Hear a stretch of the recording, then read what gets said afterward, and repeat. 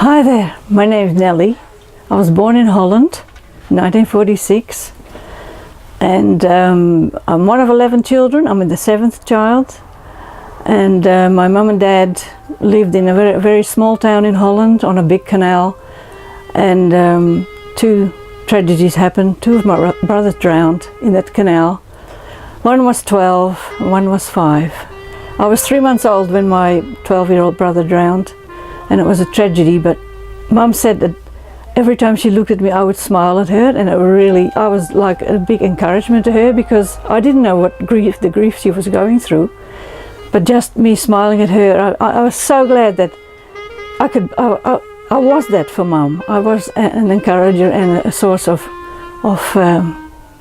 warmth and what babies can do at 3 months. That they're oblivious to what's going on.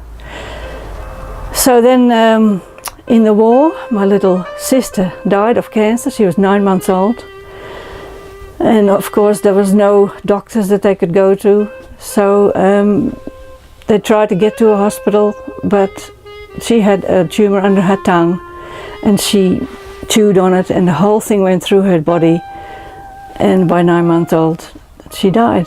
They never even got a photo of her. So sad. And then when I was 12 years old, my brother, my youngest brother, he was the love of all of his siblings. We all doted on him, and he drowned. He was lost. Nobody could find him, and we were all searching for him everywhere. And then I saw this little thing floating on top of the canal, and I said to Mum, I'm sure I made that little box this morning, but I hid it from him because he wanted to know what I was doing. And I said, no, that's none of your business, it's my box. And I was going to use it as a little boat later on, but I didn't tell him. So he must have seen me hide it. He must have gotten it out. And he put a little string around his wrist and must have gone to the canal and put it in the water.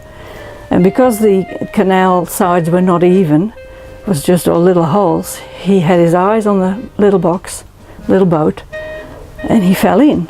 And so we're all looking for him, and I see this little boat and I recognize it. Oh, Mum, I made that. Oh. And then I just ran to Mum, and I'm telling the story to her, and she gets the neighbor. And the neighbor goes and gets his grappling hook, and here comes the head of my little brother. And we were in the garage just across from the water, and Mum screamed this amazing guttural scream from the bottom of her body. It just came out, and I just ran away. I ran as fast from that scream, from that horrendous agony she was going through for losing her third child, but second to drowning.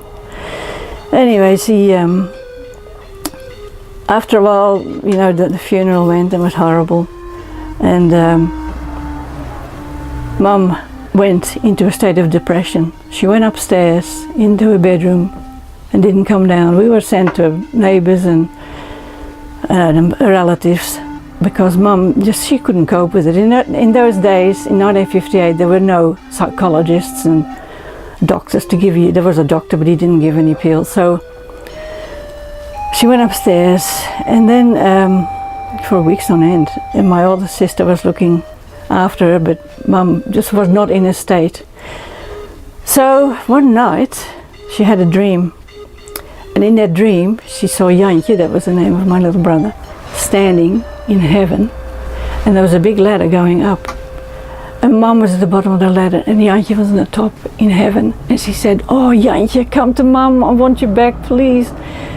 And he said, no Mum, I'm staying here, it's much better here. And from that day on, she let him go. She knew that he was in a better place, so she came down, and from then on she lived well with us. It was sort of a normal life. But then all through that time she never ever blamed God. She never said, oh, what did he do that for, or whatever. No, her faith stayed steadfast, and to the end of her days she gave glory to him. She got a joy back, and it was from God. It was God given, because nobody can be joyful when you lose 3 of your children. But she stayed joyful, And in the end, she went to heaven at the age of 63. So what I learned from her, that no matter what happens in life, God's there and He'll get you through no matter what happens.